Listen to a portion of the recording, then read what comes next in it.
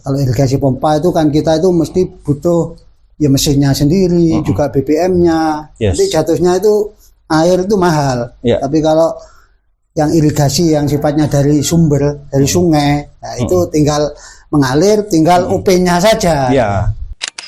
Jadi apalagi kalau pas musim banjir air datang, dan nutup pintu intake-nya itu. Saya itu kalau melihat itu prihatin. Terus saya itu ya juga berpikir gini, tapi memang tenaganya tidak ada. Iya.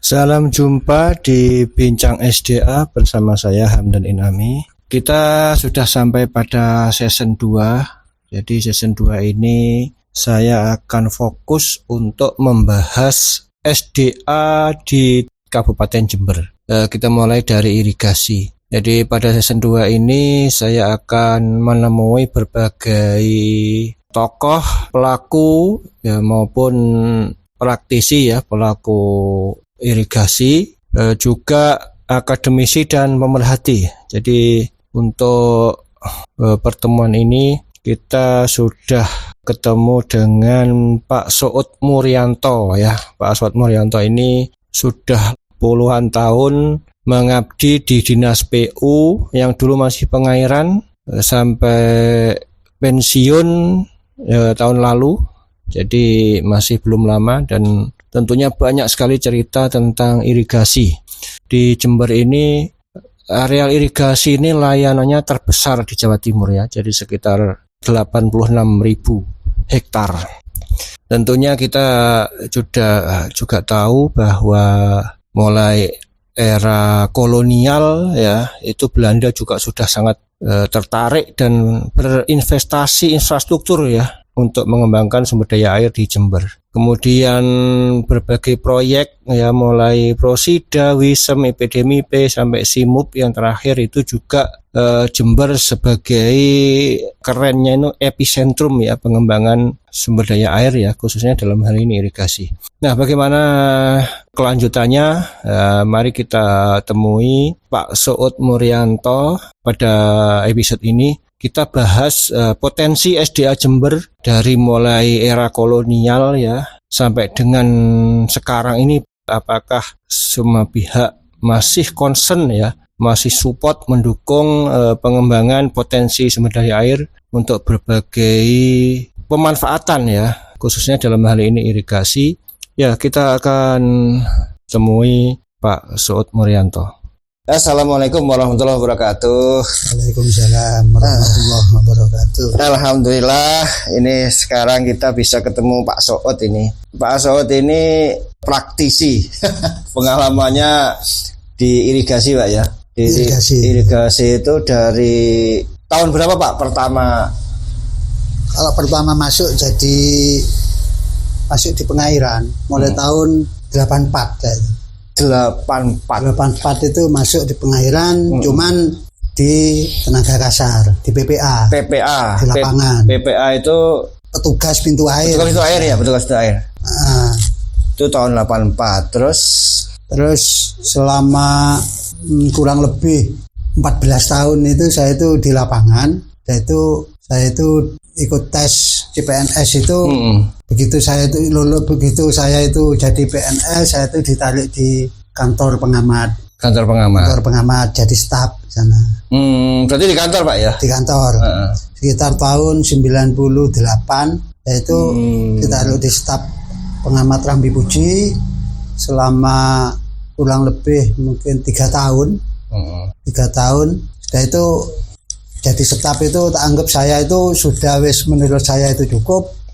Sehingga saya kok kepingin punya pengalaman ke juru. Nah, sehingga saya itu ada formasi juru waktu itu di pengamat Bangsal. Waktu itu nama pengamat Curah Malang. Nah, di sana itu saya jadi juru, beneran ditugaskan jadi juru Tugusari. Tugusari ya. Juru Tugusari di wilayah itu di Kecamatan Bangsal Sari. Di sana tidak lama, kurang lebihnya 2,5 tahun sampai 3 tahun itu. Nah, saya itu dimutasi karena dengan alasan di wilayah Rambi Puji itu butuh personil, kebenaran saya yang dibutuhkan sehingga saya itu dimutasi ke pengamat Rambi Puji. Di sana juga jadi juru Rambi Puji. Juru ya. Juru juga, juru Rambi Puji juga tidak lama, kurang lebih 1,5 tahun. Nah, kok terus ditarik ke dinas. Tahun? Dinas tahun 2003. 2003. Nah, tahun 2003 ditarik di dinas di bidang PR. Nah, di bidang PR itu pembangunan dan rehab. Pembangunan dan rehab. Di sana kurang lebih ada 4 tahunan mungkin. 4 tahunan itu kok terus pindah ke bidang OP. Sehingga saya itu dipindah ke bidang OP di staf O. Staf operasi. Kalau dulu itu eksploitasi. Nah, di sana sampai tahun 2012. Setelah itu saya itu ditugaskan jadi pengamat sumber sari. Nah, pengamat sumber sari 2012 itu ya. Jadi dari operasi ke pengamat 2012. Ya, pengamat sumber sari. Nah, terus tidak lama berapa bulan itu pengamat dirubah menjadi UPT kantornya. Nah, di sana itu saya itu tahun 2012 sampai tahun 2017. Kurang lebihnya 5 tahun. Nah, setelah itu saya itu dimutasi lagi ke UPT Mbalung tahun 2017 itu. Dipindah ke UPT Mbalung itu kurang lebihnya mungkin 2 tahun sampai 3 tahun. Dan kebenaran UPT Bangsal itu waktu itu pensiun, saya sempat merangkap. Sempat merangkap kurang lebih 6 bulan. Waktu itu sudah ini Pak ya, sudah kantor pengamat ya? Iya, dari UPT kan tidak lama. UPT hanya 2017 sampai kurang lebihnya UPT itu 2 tahun apa 3 tahun kurang lebihnya itu. Nah, setelah itu karena peraturan sehingga kalau dinas kabupaten itu mungkin tidak boleh mendirikan UPT gitu, sehingga dikembalikan menjadi pengamat. Saya itu di Bangsal, saya itu jadi UPT itu berarti waktu itu pejabat struktural ya. Ya waktu itu sempat apa? Ya kepala UPT. Terus akhirnya ya dengan karena peraturan itu perampingan itu ya, melepas dikembalikan jadi pengamat, jabatan ini dilepas. Iya. Kembali ke pengamat lagi. Tapi kalau masalah tugasnya tetap tapi struktur itu itu yang berubah-ubah. Meskipun dulu itu koordinator, pengamat, atau sebelumnya itu cabang seksi. Itu nama-nama itu ya, istilah-istilah itu berubah-ubah, tapi tugasnya tetap ya. Jadi tadi sudah disampaikan Pak Soot ini bukan orang baru Pak di SDA Pak ya. Artinya sudah mengalami berbagai zaman, mulai zaman dulu masih Pak Harto ya Pak ya. 84 kan Pak Harto. Masih kewenangan provinsi, belum otonom. Ya, belum otonom. Belum ada otonomi daerah. Dulu berarti ikut provinsi Pak ya. Ya, istilahnya bukan SDA, masih pengairan. Sampai sekarang otonomi beliau mengalami berbagai zaman ini. Kita menggali informasi sebanyak-banyaknya bahwa SDA di Jember, sumber daya air di Jember ini sebenarnya andalan Pak ya. Andalan. Kenapa saya bilang andalan? Karena mulai dari dulu ada proyek Prosida Pak ya. Prosida itu juga bantuan dari Asian Development Bank itu, dari Bank Asia. Kemudian ada proyek Wisem, kita juga yang dapat ya. Padahal itu kan kelas provinsi itu ya. Jadi Jember terus yang dapat ini. Kalau dulu Prosida itu gini, Prosida itu kan provinsi ya, istilahnya level provinsi. Kantornya itu beneran ditaruh di Jember. Nah, untuk proyeknya itu ya provinsi Jawa Timur. Seprovinsi. Cuman kantornya pas di Jember. Karena Jember itu kabupaten terbanyak area layanannya, irigasi atau sawahnya itu. Sawah irigasinya itu 86.000. Jadi Jawa Timur itu paling banyak Setahu saya itu Jember memang. Ya, layanan irigasinya lah. Layanan irigasinya. Bukan kalau sawah mungkin bukan Jember kalau sawah. Tapi kalau yang teririgasi, nah itu Jember. Ya, Jember terbanyak itu. Nah itu makanya kenapa proyek Prosida, Wisem, ada kemudian ada IPDMIP, kemudian ada SIMUP Pak ya. Ya, istilah-istilah itu kan berubah-berubah. Itu semuanya sebenarnya itu tingkat Jawa Timur. Nah, cuman kebetulan ya Prosida memang selain mendapatkan kantornya di situ, tapi kan akhirnya juga ada banyak juga di wilayah Jember yang mendapatkan proyek itu Pak ya. Ya. Tapi bukan hanya Jember ya, ada Lumajang. Bukan, ya pokoknya semua kabupaten. Semua kabupaten ya. Di Provinsi Jawa Timur. Nah itu sejarahnya. Nah, bahkan kalau kita mundur lagi sebelum Prosida, Talang itu sendiri Pak. Dam Talang itu tahun berapa itu dibangun Dam Pak? Talang itu Belanda. Iya, itu kalau 1900-an kurang lebihnya. Iya, 1900 sekian. Kalau Talang itu nomenklaturnya saya tidak melihat, tapi kalau di Bedadung saya pernah melihat itu di pintunya itu ada tahunnya 1911. Wow, 1911. Kalau menurut ceritanya orang sekitar itu yang sepuh waktu dulu itu yang pernah menangi itu, memang itu dibangun sekitar tahun 1911 ya. Ya itu 11 itu yang ada di apa itu? Di Bendung Prasasti itu. lah. Ya, Prasasti itu lah. Prasasti. Apa itu selesainya? Selesainya. Iya. Selesainya. Ya, ini itu baru Talang dan Bedadung. Belum lagi Pondok Waluh. Pondok Waluh itu tahun 1900-an itu. Iya, kayaknya hampir bersamaan. Hampir bersamaan. Betul. Ya. Hampir bersamaan. Belum lagi Bondoyudo, tapi bendungnya sih di Lumajang ya. Tapi wilayahnya, layanannya itu kebanyakan di Jember. Jadi totalnya itu 11.784, tapi di Jember ada 10.897. Sisanya tidak ada 1.000 ya di Lumajang. Jadi bendungnya aja yang di Lumajang. Ini menunjukkan betapa zaman Belanda dulu ini sudah sangat tertarik untuk investasi infrastruktur Pak ya di Jember ini. Itulah makanya kalau sampai kita misalnya tidak memperhatikan aset-aset seperti itu kan eman-eman itu loh. Bahkan Belanda aja sudah investasi besar-besaran di Jember.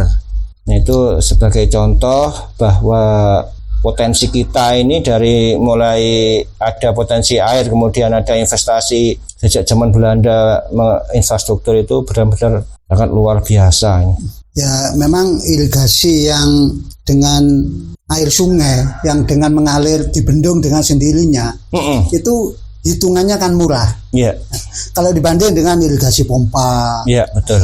Kalau irigasi pompa itu kan kita itu mesti butuh ya mesinnya sendiri, juga BBM-nya. Jadi jatuhnya itu air itu mahal. Tapi kalau yang irigasi yang sifatnya dari sumber, dari sungai, nah itu tinggal mengalir, tinggal OP-nya saja.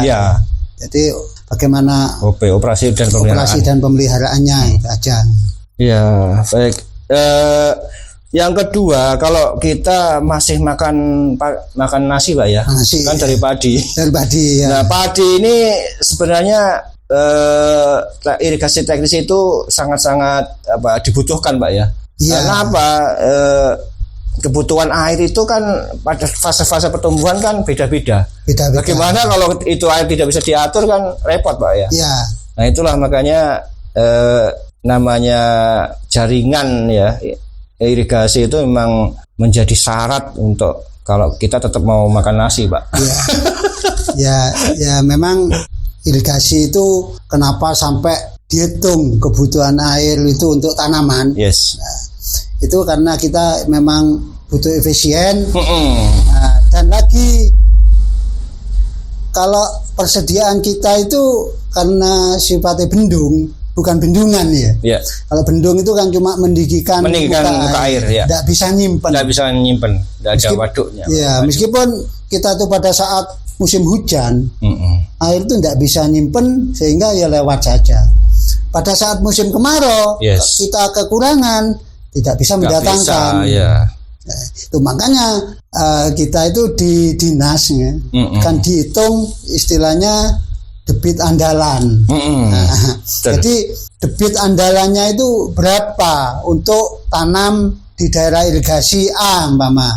Nah itu dihitung sehingga ditemukan debit andalan yang gunanya aman. Yang aman, yang gunanya itu nanti di daerah irigasi ini untuk tanam padi musim penghujannya bisa total semua karena musim hujan, tidak masalah, tidak mungkin kurang air. Tapi di musim padi keduanya atau gadunya, nah ini karena debit air di sungai itu sudah menurun, nah itu dihitung berapa kemampuannya air ini untuk mengairi kalau kita pedomannya ke padi, karena padi yang paling banyak butuh air, sehingga kemampuannya itu daerah irigasi A ini dengan areal layanan 100 umpama, ini bisa mampu berapa persen atau berapa hektar yang bisa digadung? Ya, bisa itu dihitung dari itu tadi andalan. Adanya debit andalannya, sehingga ditemukan, sehingga nanti itu angka padi gadu izinnya ditemukan, itulah yang disetujui atau yang bisa dilaksanakan. Jadi ya pemerintah itu kan juga tidak ngawur. Nah, jadi istilah itu kan RTTG, rencana tata tanam.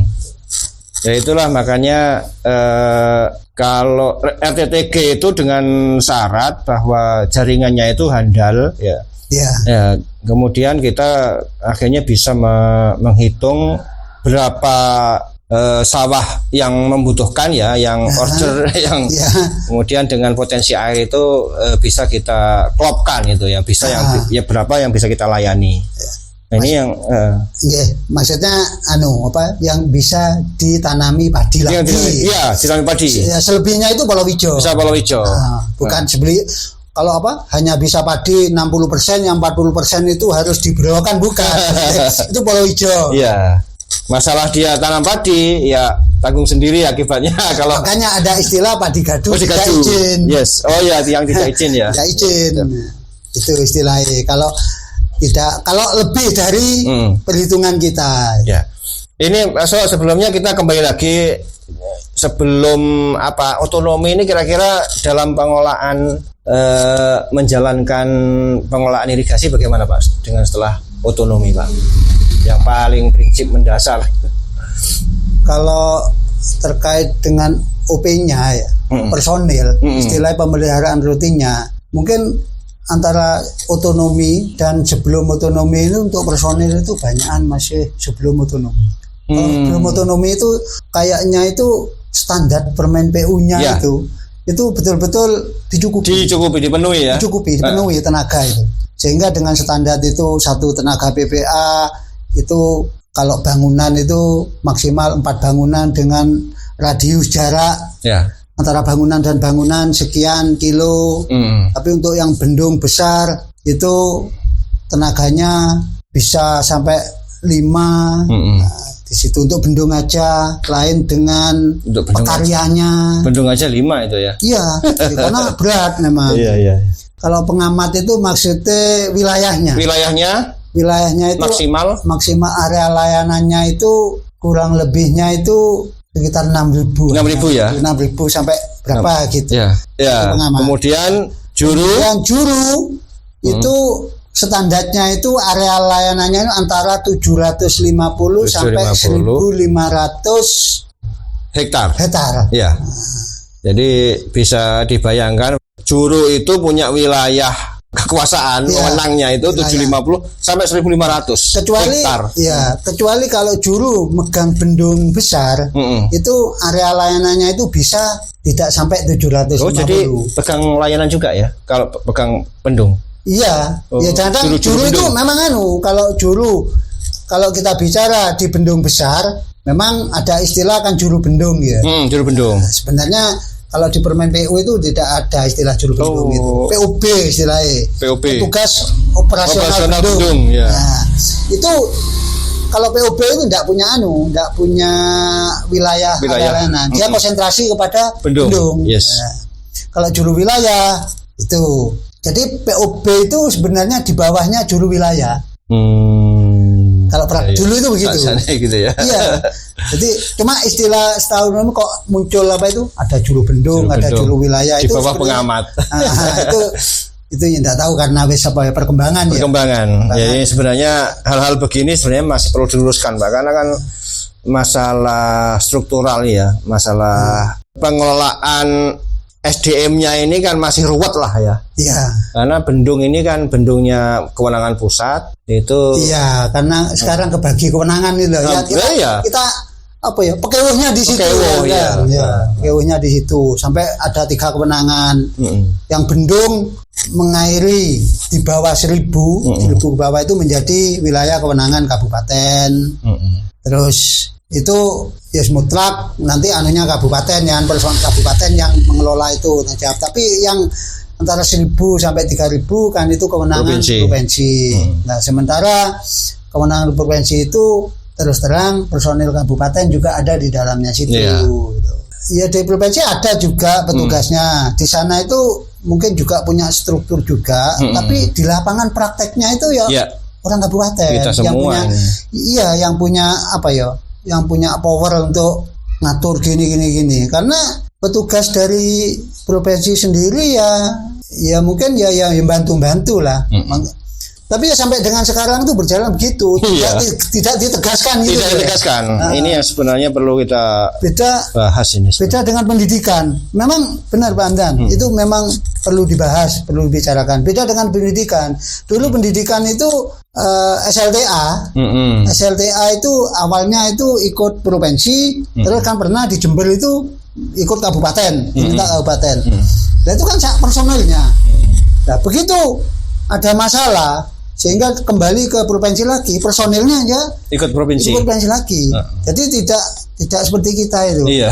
Kita itu pekerjaannya wewenangnya punya provinsi, tapi yang ngerjakan kabupaten. Provinsi nggak tahu menang. Ya memang kita itu PNS ya, tidak membagi-bagi pegawai negeri sipil atau semua itu pegawai pemerintah. Tapi kadang-kadang itu juga apa ya pekewo gitu. Iya, dalam secara birokrasinya Pak yang repot. Iya, birokrasinya yang repot. Kadang-kadang kalau ada insiden, kejadian, nah itu untuk menangani padahal itu harus penanganan cepat. Nah itu ya tidak bisa kalau memang kewenangan provinsi, kabupaten ujuk-ujuk mau menangani tanpa koordinasi dulu, tanpa lapor dulu. Malah salah. Kewenangan. Nah, sementara rakyatnya yang jadi korban. Taunya pengairan bisa ini kabupaten bisa ditangani. Nah, iya gitu. Bisa segera ditangani. Ya perlu juga itu duduk bersama lah. Ya itu kan dulu kalau sebelum otonomi itu semuanya sudah satu pintu Pak ya. Iya. Sekarang itu repot. Satu pintu. Dulu itu kabupaten itu hanya seksi dulu itu. Jadi seksi dulu kabupaten di Jember itu ada 3 seksi. Seksi Rambi Puji, seksi Tanggul, seksi Jember. Seksi itu nanti atasannya itu ada di Bondowoso, itu daerah, kantor daerah di sana. Nah, terus kantor dinasnya ada di provinsi sana. Jadi kantor dinas itu turunnya itu di daerah di Bondowoso dulu. Jadi dulu itu ada kepala daerah itu ada tuh di bawah kepala dinas. Terus di bawah kepala seksi di kabupaten itu. Ya kalau tadi pengamat sekitar 6.000 mungkin 7.000 sekitar 6.000 7.000 hektar. Kemudian di bawahnya itu juru ada 750 sampai 1.500 hektar. Kalau juru itu biasanya satu pengamat itu bisa 8 juru. Satu pengamat 8 juru ya. Ya bisa 7 juru. Itu tergantung pembagiannya dulu zaman Belanda. Nah itu kalau satu juru itu katakan 1.000 sampai 1.500, antara 6.000 ke atas lah kalau pengamat itu sudah. 6.000 ke atas. Nah terus pengamat itu punya ke bawahnya strukturnya. Di bawah pengamat itu ada pembantu pengamat staf ya. Ada staf. Kalau dulu itu ada staf O, staf P, nanti staf administrasi. Itu sendiri-sendiri Pak. Staf. Iya. Berarti ada minimal 3 ya? Ada 3. Perkara stafnya itu nanti 2 bisa 2 personil, bisa stafnya juga 2 itu ya. Nah, sehingga di kantor itu bisa 5. Itu pembantunya pengamat di kantor. Nah, terus ada juru kurang lebihnya yang saya sampaikan tadi, bisa 7, bisa 8, ya tergantung pembagiannya dulu, karena juru itu untuk membaginya itu juga terkait dengan wilayah, terkait dengan aliran sungainya. Jadi dasnya itu. Kalau saya lihat dasnya. Kalau saya lihat itu pembagian wilayah kerja juru itu dari hulu ke hilir itu kebagian, Pak. Iya. Jadi tidak ada yang pengamat yang hanya hulu tok, nggak ngurusi hilir, enggak. Nah, iya. Saya lihat pembagiannya bagus. Jadi kalau orang harus menangani hulu ke hilir, jadi hilirnya itu masih tanggung jawab dia. Iya. itu maksudnya yang tak sampaikan tadi itu biasanya daerah pegunungan. Ya, pegunungan. Pegunungan. Tapi kalau daerah bawah seperti Bendung Beradung gitu itu karena besar, Pak. Karena besar. Jadi juru itu bisa 1 sekunder cuman. Satu sekunder. Iya. Nah, itu bisa begitu. Nah, karena 1 sekunder itu luas sekali itu. Iya, karena 1 sekunder itu bisa 1.000 mamanya, atau ya kalau di Beradung ya bisa 1.000, atau ya kurang dari 1.000 lah. Jadi kalau daerah hilir itu untuk juru umpama sekunder A arealnya 800 hektar, ya cukup ngurusi 1 sekunder itu ya wis cukup luat wis sudah gitu. Karena nantinya itu ada giliran, ya, ada ya wis ya, macam-macam ya, ada macam-macam nanti itu. Nah ya itu ya. Itu baru. Jadi, ya satu kantor wilayah. Iya, kantor wilayah. Itu satu pengamat, jurunya bisa 6-7 sesuai dengan luasnya ya. Terus satu juru itu punya tenaga, PPA dan pekarya. Nah, sesuai dengan juga aset. Ya, sesuai dengan aset, jaringan. Nah, jadi yaitu standarnya itu kalau di Permen PU itu kan secara umum. Tapi prakteknya kadang-kadang sama-sama satu bangunan itu tingkat kesulitannya kan beda. Nah, bisa satu bangunan itu personilnya cukup 1, jadi tidak bertanggung jawab bangunan yang lain. Nah, bisa 1 personil 3 bangunan, karena bangunannya kecil-kecil, pembagi-pembagi gitu. Jadi itu biasanya standar gitu itu berdasarkan sudah pengalaman sebelumnya. Nah itu sudah ditempatkan. Oh kalau ini butuhnya standarnya 2. Di samping berpedoman pada Permen PU tadi. Jadi yang menilai mungkin ada penilainya, Pak ya. Oh bangunan ini cukup ditangani 1 orang. Bangunan ini. Ya masalahnya kadang-kadang seperti bangunan BBE 1C nih, bangunan Bedadung 1C. Lah itu 1 bangunan tapi pintunya seperti itu, orang 1 tidak kuat itu. Iya, orang 1 itu tidak kuat ngangkat. Sehingga Bedadung itu istilahnya PPA-nya aja bisa sampai dulu itu sampai 8. Wah. Sampai 8. Jadi apalagi kalau pas musim banjir air datang itu. Dan nutup pintu intake-nya itu. Nutup pintu intake-nya itu di situ ada 4 pintu. Itu di sana ada SOP-nya. Ada SOP. Kalau air sungai ketinggian sekian ditutup sekian, tinggian sekian ditutup sekian. Kalau sudah ketinggian sekian tutup total. Gitu. Nah itu nanti bukanya itu berat. Tenaganya ini manual ya. Manual. Tapi kalau waktu saya di Bangsal itu untuk spay-nya, untuk pintu apa itu? Pintu spay, pintu untuk melepas yang di sungai itu. Ya itu sudah pakai pakai genset sudah bukan manual. Tapi ya manualnya masih tetap ada, pakai mesin sudah. Kalau misalnya mati gitu baru manual. Tapi itu untuk pintu pembuangnya. Kalau pintu intake-nya, pintu pemasukan di saluran masih manual waktu itu. Tidak tahu perkembangan sekarang itu apa sudah dirubah. Itu. Berarti 1 juru itu bisa kalau dulu itu setahu saya itu 1 juru itu PPA itu bisa punya 4 PPA-nya, pekaryanya bisa 3. Ya, jadi tergantung kebutuhan di lapangan. Pekarya itu biasanya yang merawat ya, bersih-bersih rumput gitu. Ya, kalau pekarya itu tempatnya akan di saluran. Jadi pekarya itu tidak mengoperasikan pintu. Jadi yang mengoperasikan pintu itu PPA. Pintu air maksudnya. Ya, jadi petugas pintu air. Jadi pekarya itu ada ketentuannya? Ada juga ya. PU. Jadi satu pekarya itu antara 2.000 sampai 3.000 meter gitu kanan kiri. Panjangnya itu. Panjangnya saluran ya. Panjang saluran itu yang tanggung jawabnya yang harus dipelihara. Yes. Yang harus dipelihara. Jadi tanggung jawabnya pekarya itu. Iya. Itu bedanya dulu dengan sekarang. Ya. Kalau dulu itu dipenuhi Pak ya. Jadi di kantor setidaknya ada minimal 3 lah. Minimal di kantor 3. Itu enggak ke lapangan.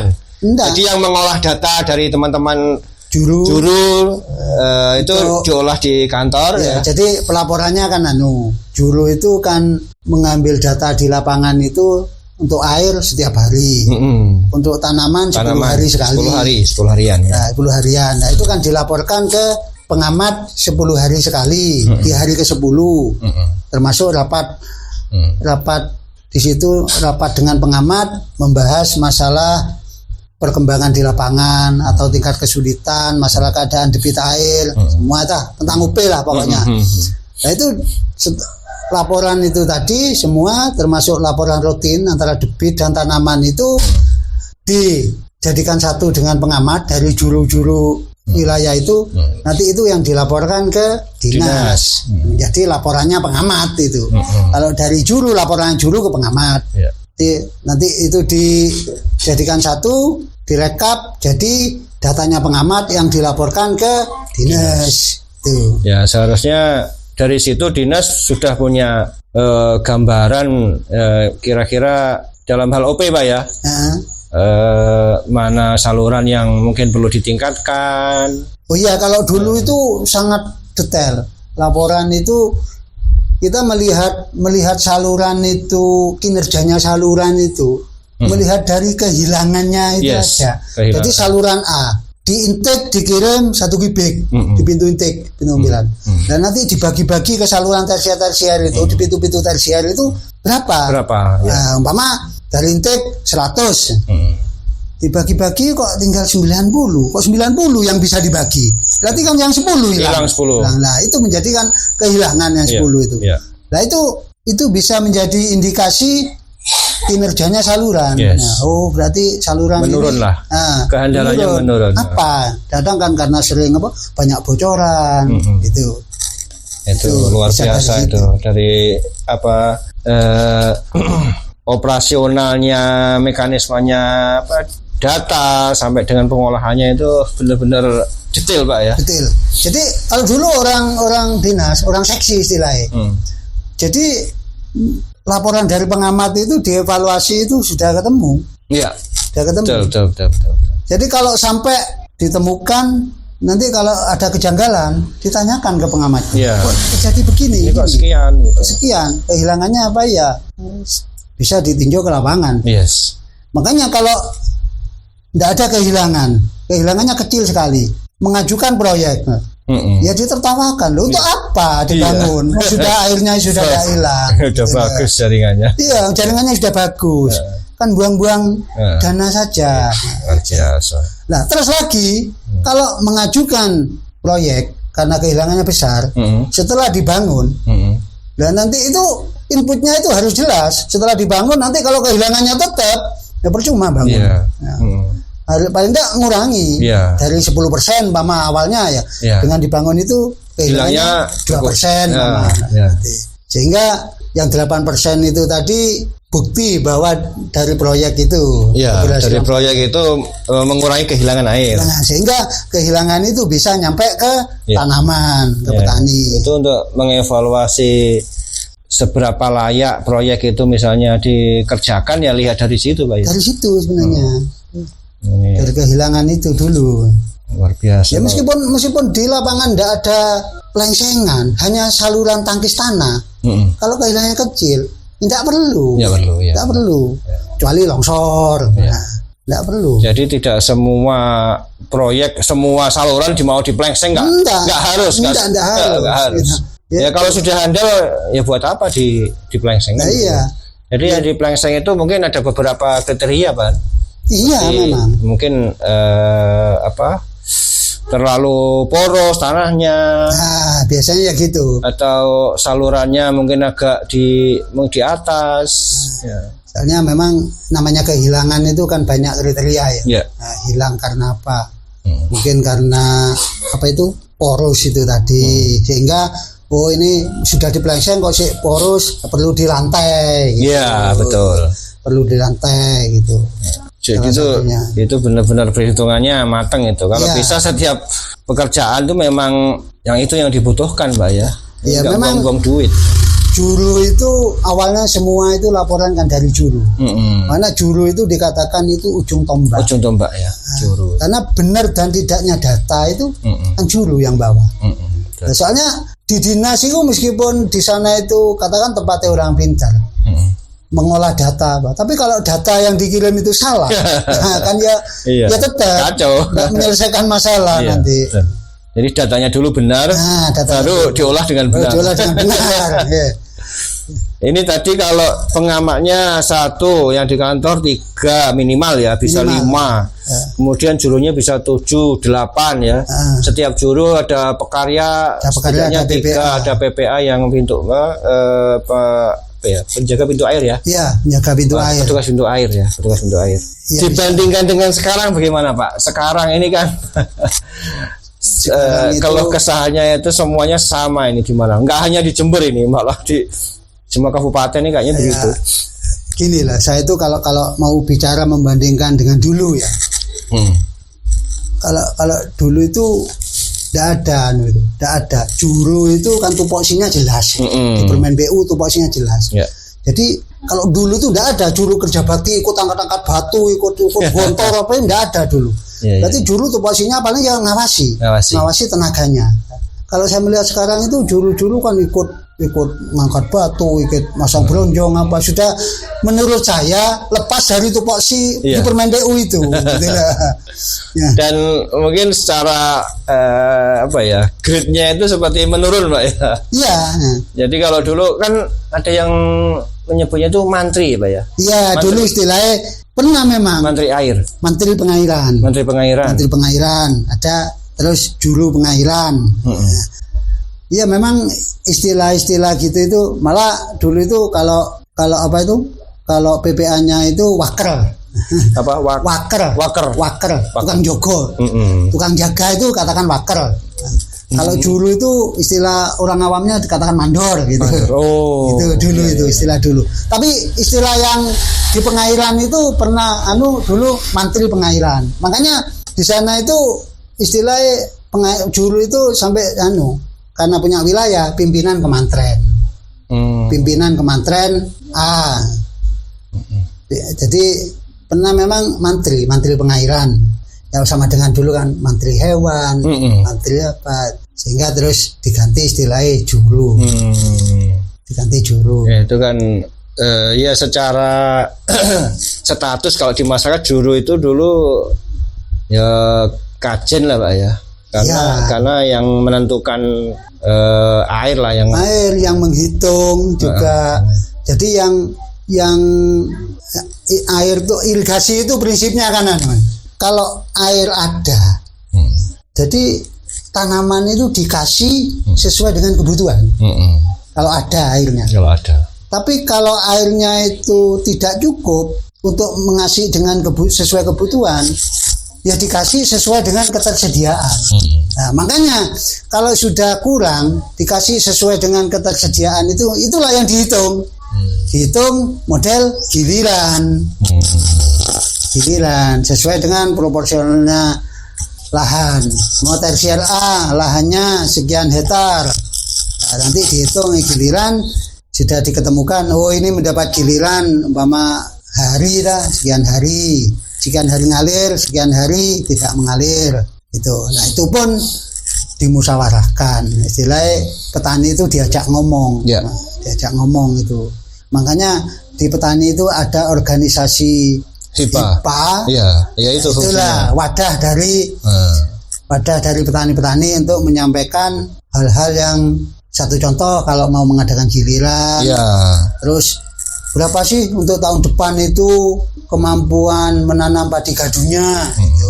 di rencana tata tanamnya itu. Ya. Itu termasuk usulan. Pertama kan Ya. usulan dari petani yang didampingi oleh juru. Ya. Ya, nanti lain waktu kita bahas ya. Lembaga pengelola irigasi. Ya, kan ada petani, ada pemerintah, kemudian ada komisi irigasi ya, yang gabungan dari. Jadi antara penerima manfaat dengan yang mengelola itu bisa komunikasinya di komisi irigasi ya. Ya, Nanti ini di lain waktu Maksudnya kita yang bahas. mengesahkan rencana tata tanam Iya, itu. yang menyepakati, yang mengesahkan, sehingga nanti itu menjadi acuan Pak ya, Acuan, jadi iya. pedoman dalam membagi air ya, operasi penyaluran air. Ini kalau sekarang kira-kira gimana? Terakhir Pak Suud di Jenggawah itu bagaimana kondisinya, SDM-nya, situasinya? Ya gini sekarang ya, karena pengairan itu atau SDA itu personilnya kan minim ya. Padahal katakanlah tugas-tugas itu atau jabatan-jabatan itu ya, kan harus tetap diisi ya. Satu contoh, ada juru yang pensiun. Ya.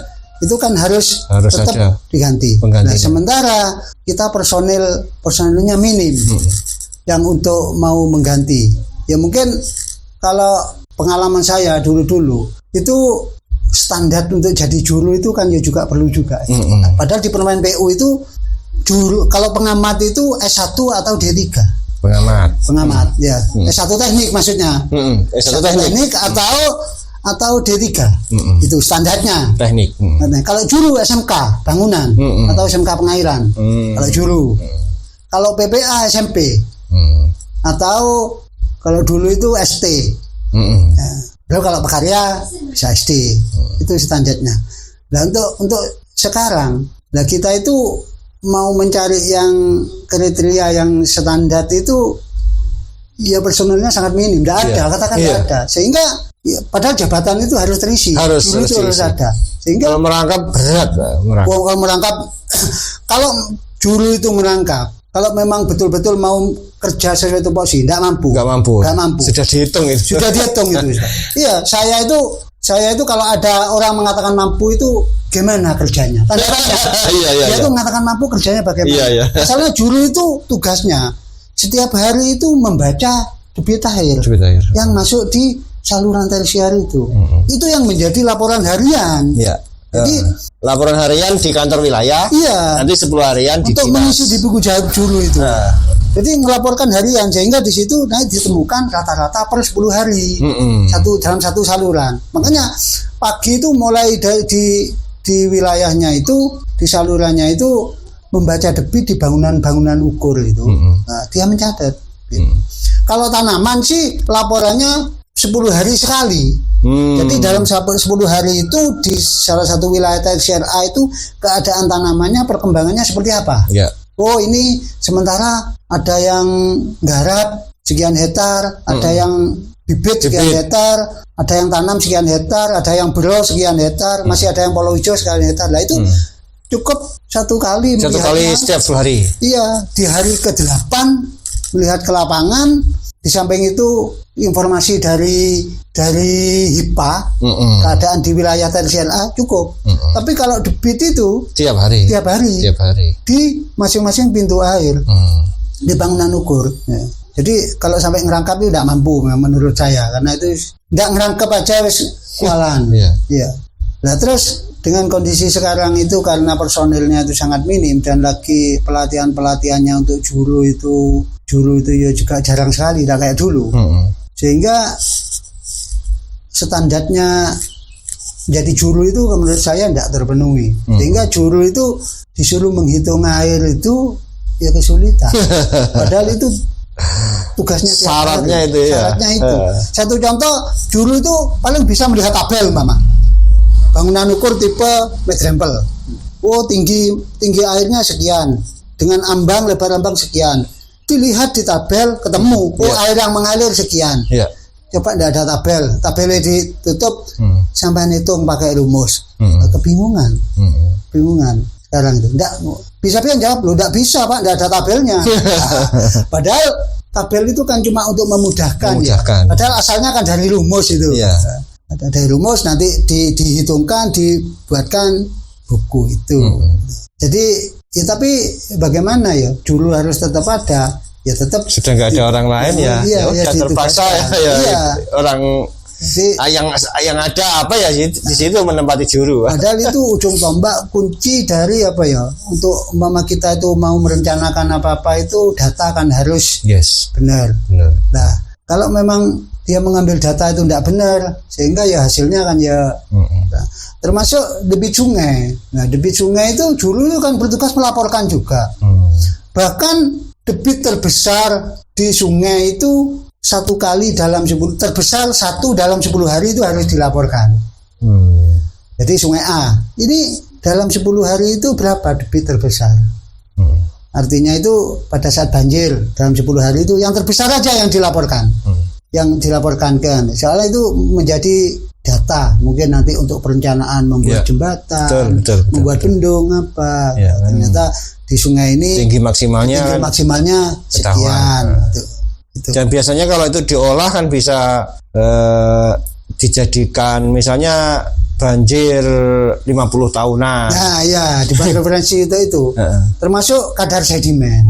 Ya, betul. Dulu itu juga punya tugas mengukur kadar sedimen. Ada itu Pak. Sekarang dilaksanakan apa enggak Pak? Sekarang itu ya kayak saya melihat itu laporannya itu ada, tapi kayak nggak ngerti yang dilaporkan. Terus terang gitu. Soalnya kadar sedimen 0,02%.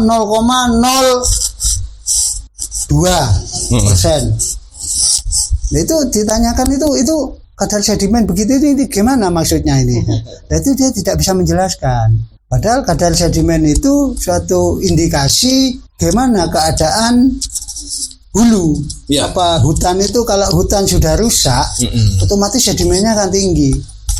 Dan sedimen itu nantinya akan mengendap di saluran, mengendap di sawah, juga yang ikut di sungai juga akan menjadi di laut sana mengendap. Nah itu kan kalau umpama katakan kadar sedimennya itu 2% lah, 2%. Jadi berarti per satu kubik air membawa kan 2 liter. 2 liter sedimen.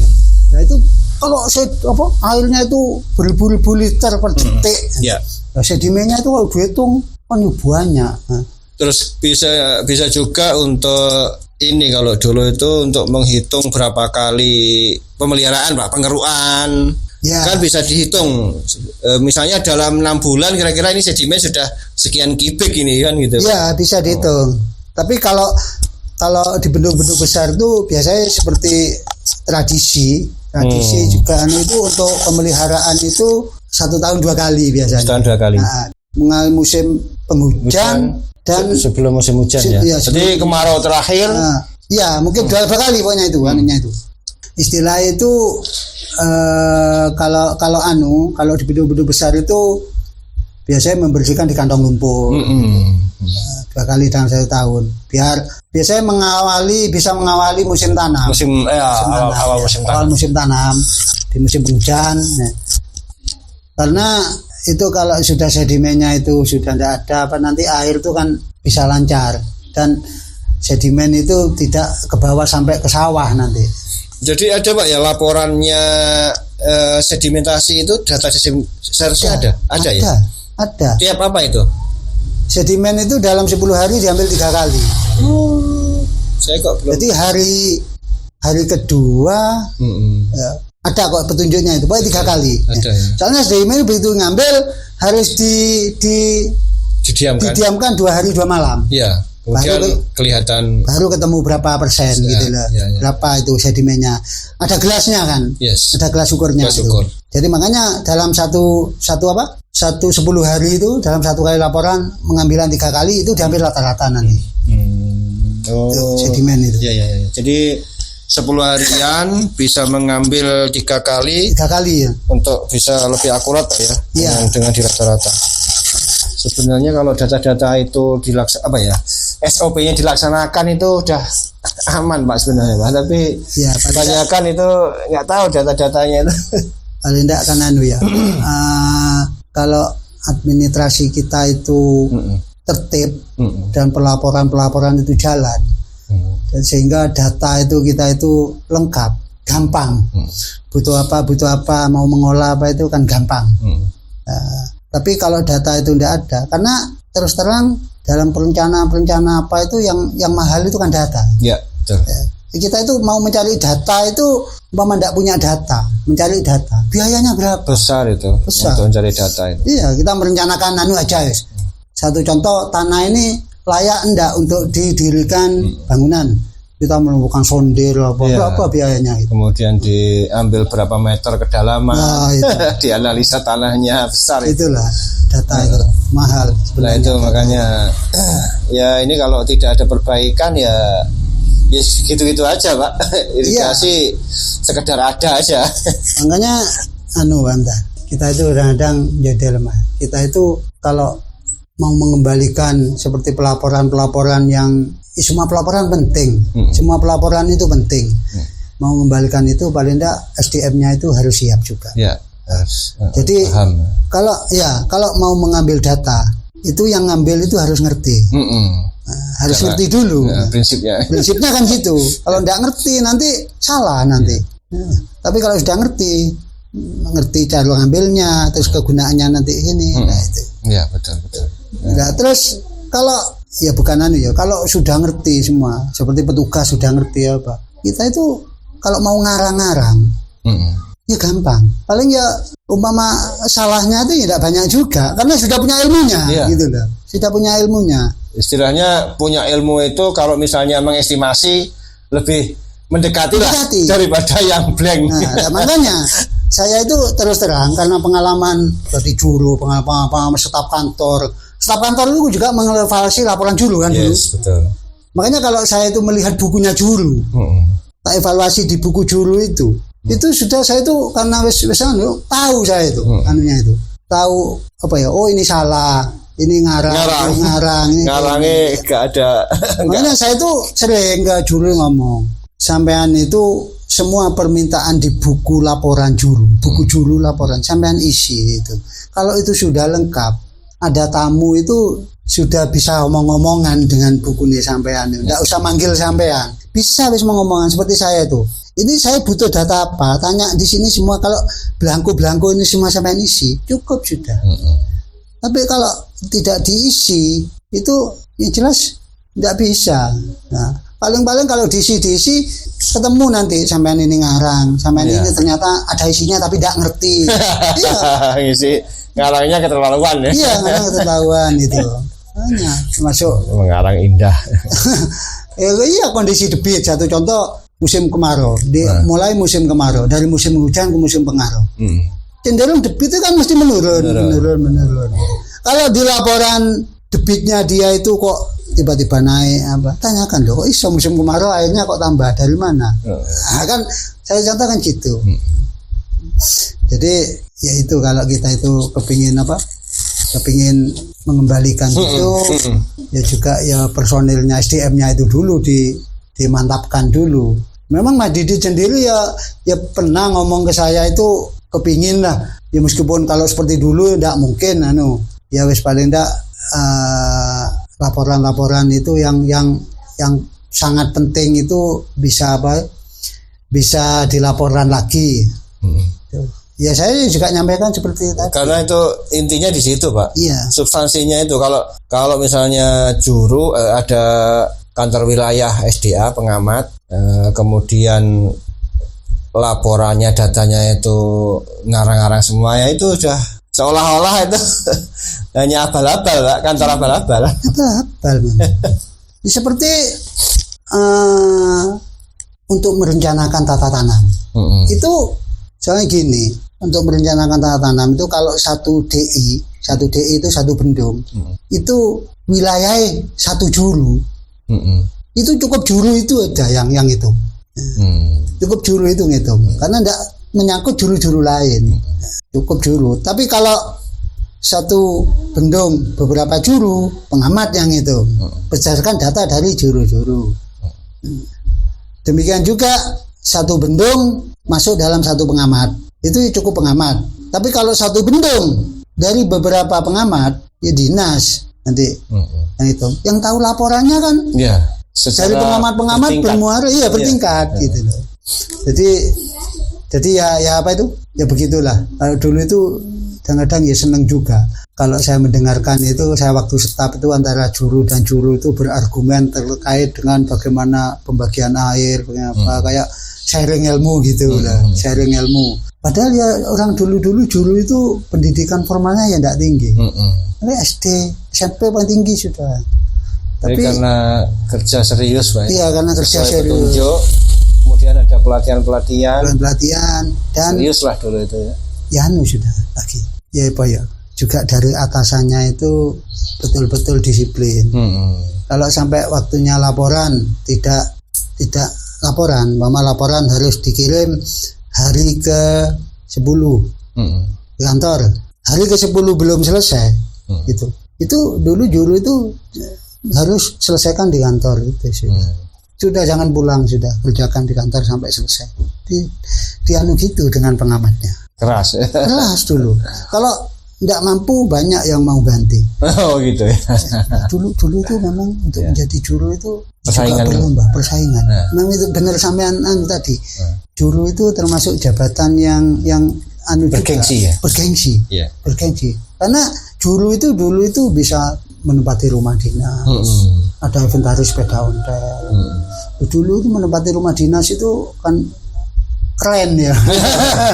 Keren kan dia rumah dinas. Itulah termasuk sudah levelnya priayi gitu.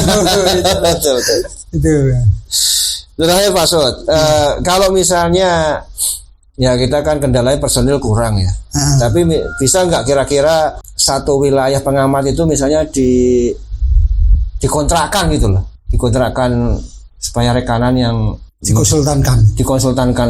Jadi artinya kan kalau misalnya kita sudah punya SOP, kasihkan itu, kemudian ya karena kendala SDM kita kurang, dikonsultankan kan bisa ya seharusnya. Kalau menurut saya itu orang bertugas kalau di pengairan itu ya kan harus tahu perlu waktu untuk bisa membuat kondusif di situ itu. Karakternya masing-masing wilayah tidak sama. Iya betul, itu yang susah itu. Masing-masing betul tidak sama. Komunikasi dengan pihak-pihak ya Pak. Pihak-pihak iya. Kecamatan, kepala desa, tokoh-tokoh dan lingkungan itu. Ya, tidak mudah untuk.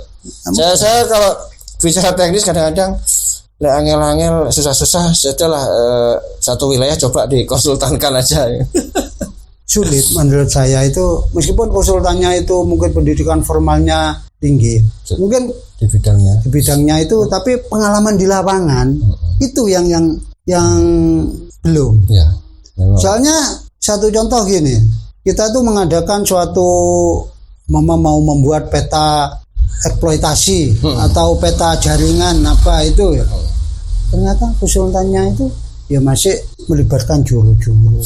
Sehingga apa yang dikatakan juru itu yang dia dibuat data. Ya. Yang sama saja. Ya, sama saja. Padahal seperti dinas itu kan kepingin gimana sih sebenarnya, ingin apa itu, mungkin ada yang salah selama ini mungkin ya. Nah, ternyata ya kembalinya ke situ. Kembalinya konsultannya sendiri ya juga bingung pengairan itu gimana. Makanya kita itu teori-teori saja itu kadang-kadang kan juga belum tentu bisa dipraktekkan teori. Ya. Dengan wilayah, karakter wilayah masing-masing itu. Betul. Kalau pemeliharaannya dikonsultakan, dikontrakkan, ya mungkin ya pemeliharaannya. Betul. Pemeliharaannya, baik itu pemeliharaan rutinnya mungkin ya. Bisa. Tapi kalau masalah pintu airnya, operasional pintu airnya, itu tidak bisa. Betul. Tidak bisa. Rawan soalnya Pak. Rawan. Soalnya kalau dikontrakkan, sementara ada juru. PPA itu kan PPA itu pekarya itu dia bekerja atas perintah juru. Jadi umpama juru habis rapat di kantor itu, pintu ini disetel dikasih air sekian, pintu ini sekian, sesuai petunjuk dari pengamat hasil rapat, karena keadaan debit sudah menurun. Jadi pembagian air pintu ini sekian. Nah, sementara yang kerja itu dari kontraktor, kurangi kontraktor mau bekerja. Juru mau merintah bukan bawaannya, nanti kan ada salah paham. Terus sewaktu-waktu kita butuh kan, bahwa ada sampah, ada apa itu. Jadi ya kalau tidak struktural gitu kan ya kurang merintahnya. Ya, Tapi kalau pemeliharaan bersih-bersih di tangkis atau ngangkat-ngangkat sedimen apa gitu mungkin bisa.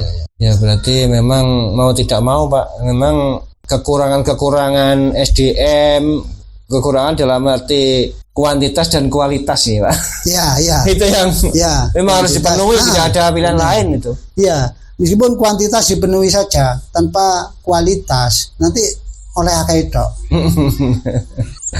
Lagi yang menjadi krisis yang punya kemampuan pengalaman di bidang itu juga.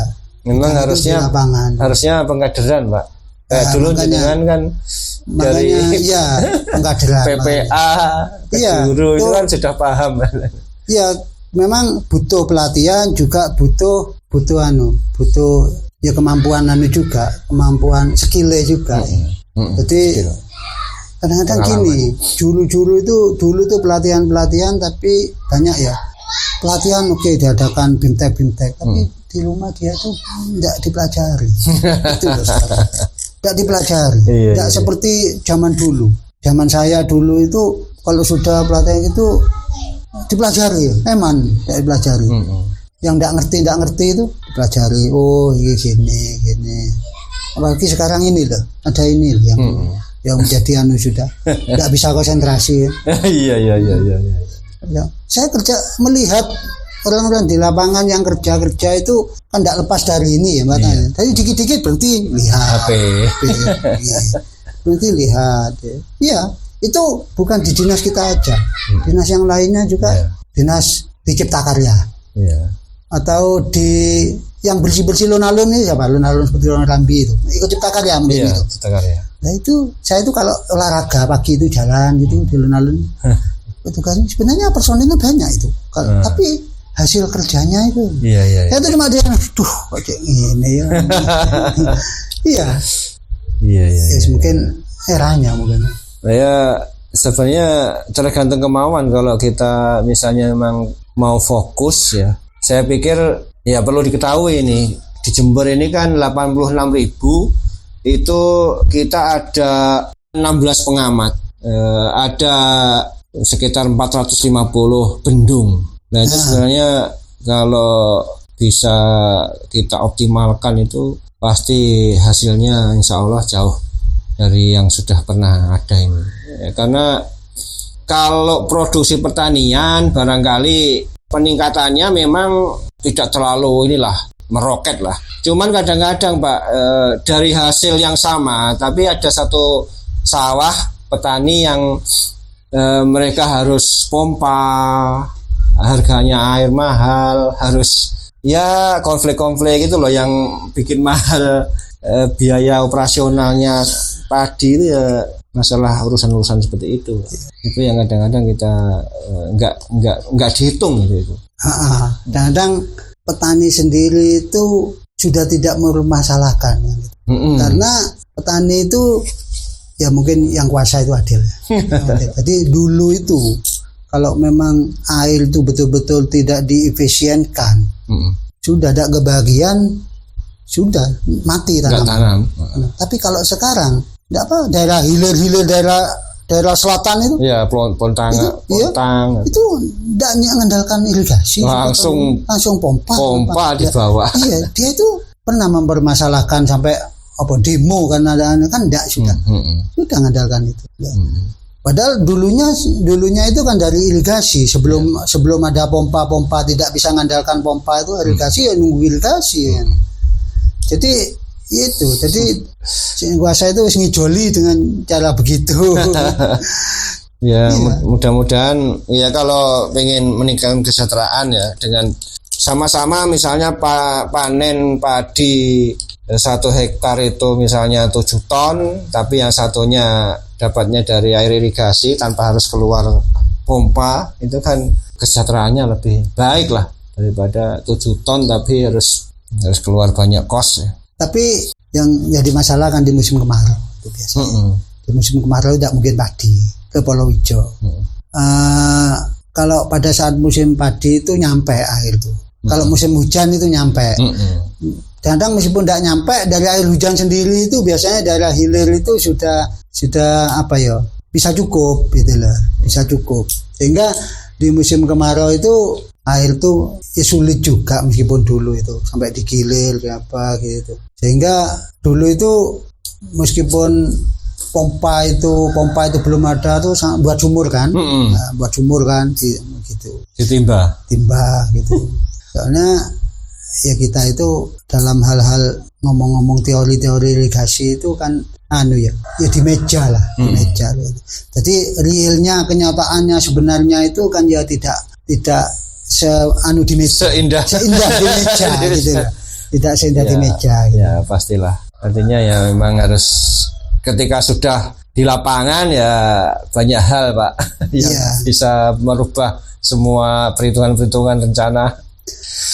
Ya sekarang itu gini, yang ke masalah pelaporan administrasi data itu tidak gampangnya data itu sangat minim kita itu kan di kantor. Tidak kelihatan ya, tapi yang kelihatan itu di lapangan masalah pemeliharaan. Saya itu di lapangan kalau melihat bendung-bendung, dam-dam itu di lapangan itu pemeliharaannya sangat prihatin sekali. Nah, dulu itu kalau namanya dam itu mesti ada petugasnya dan di situ itu bagus kerasan. Bahkan tanaman-tanaman bunga-bunga. Iya, dirawat. Terus nyaman. Terus pemeliharaan secara tiap hari Senin pagi dibuka berapa jam, nanti ditutup sehingga sedimen di hulunya bendung itu tidak ada, termasuk di saluran-saluran. Tuh kalau sekarang wis seperti pembiaran lah. Pembiaran ya. Katakanlah ini aset tidak bertuan. Jadi kalau petani sih tidak tahu itu, tahunya petani itu pokok air mengalir. Sehingga begitu ada masalah, ada bongkar yang penting petani itu bisa nutup bongkaran, air tetap bisa mengalir. Meskipun alirannya dibuat pokok mengalir. Nah, tapi kalau kita berbicara teknis, berbicara standar, saluran, air harus diukur. Itu tidak bisa seperti itu. Apa gunanya sampai ada pintu intake, ada bangunan ukur, ada saluran ukur. Nanti air yang sana bisa dihitung. Tapi dengan kondisi yang sekarang itu tidak ada Tuh dalam guna-gunaan semua Saya tuh kalau melihat itu prihatin. Terus saya tuh ya juga berpikir gini, tapi memang tenaganya tidak ada. Iya. Kadang sekarang satu juru punya tenaga satu di daerah hulu. Nah, terus satu juru tenaga satu itu mau kerja gimana? Sehingga padahal teorinya kan gini ya. Satu bendung itu kalau pada saat banjir, pintu intake itu harus ditutup. Itu supaya tetap ditutup. Pintu intake ditutup kenapa? Nanti sedimen biar tidak masuk ke saluran. Soalnya kalau sedimen masuk ke saluran, memenuhi saluran, ini sudah nanti airnya kan nanti terhambat. Alirannya gitu. Padahal sedimennya kalau daerah hulu gerasak. Sehingga sekarang saluran ukur itu, medpan itu penuh sekarang. Penuh. Akhirnya membuat saluran di tengah-tengah. Ngomong bangunan ukur itu. Tapi dulu pintar bisa laporan itu airnya sekian. Oke deh, baik Pak Sot. Ini nanti kita akan lanjut. Kita baru membahas tentang potensi air ya, harapannya Pak, karena sawah ini masih menjadi andalan Jember, seharusnya semua pihak itu ya kita memikirkan lah bagaimana supaya jaringan irigasi ini kan handal seperti dulu Pak ya. Handal dan bisa memberikan pelayanan sesuai dengan potensi, dioptimalkan. Terima kasih Pak Sot. Kita nanti akan ketemu lagi di kesempatan yang lain. Dari saya, assalamualaikum warahmatullahi wabarakatuh. Waalaikumsalam warahmatullahi wabarakatuh.